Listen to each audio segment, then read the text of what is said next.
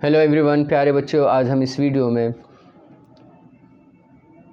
9th poem जिसका title है the snake trying, जिसको W.E. रॉस ने लिखा है।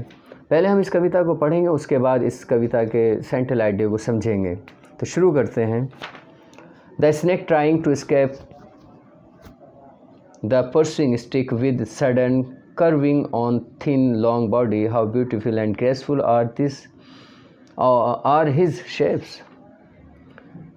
He glides through the water away from the stroke. Oh, let him go over the water into the reeds to hide without hurt, small and green. He is harmless even to children. Along the sand he lay until observed and chased away, and now he vanishes in the ripples among the green slim reeds. प्यारे बच्चों, अभी मैंने आपके सामने ये कविता जिसका title the snake trying है, जिसको W.E. रॉस ने लिखा है, आप सुन रहे थे। अब मैं इस कविता के सेंट्रल आइडिया को समझाने की कोशिश कर रहा हूँ, आप ध्यानपूर्वक सुनेंगे। ये जो कविता है, इसमें कवि वर्णन करता है कि किस प्रकार से एक सांप एक व्यक्ति की छड़ी से चोट लगने से बचने का प्रयास करता है।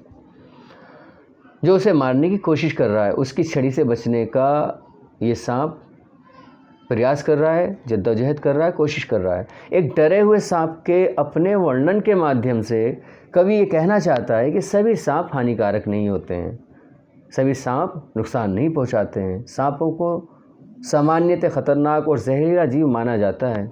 ये एक आम हम लोगों में एक मान्यता है कि सभी सांप जो है जहरीले होते होंगे, ऐसा नहीं है।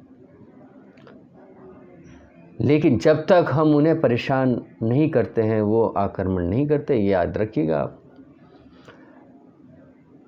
सांप केवल आत्मरक्षा में आक्रमण करते हैं। कवि सांप में सुंदरता भी देखता है। सांप जिस आकर्षण और सुंदरता के साथ चलता है, वह उसकी प्रशंसा करता है कि कितना अच्छा लगता है कि जब वो सांप लहरा कर चलता है। कवि पाठकों से निवेदन करता है कि हमें सांप जैसे सुंदर जीव को नहीं मारना चाहिए। उसे भी तो जीने का अधिकार है ना। हाँ, बिला वजह हमें उसको मारना नहीं चाहिए।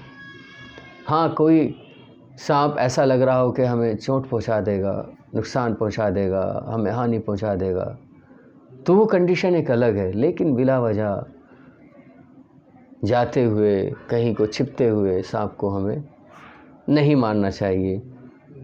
कवि ये निवेदन पाठकों से करता है। आज की इस कविता में इतना ही। Thank you.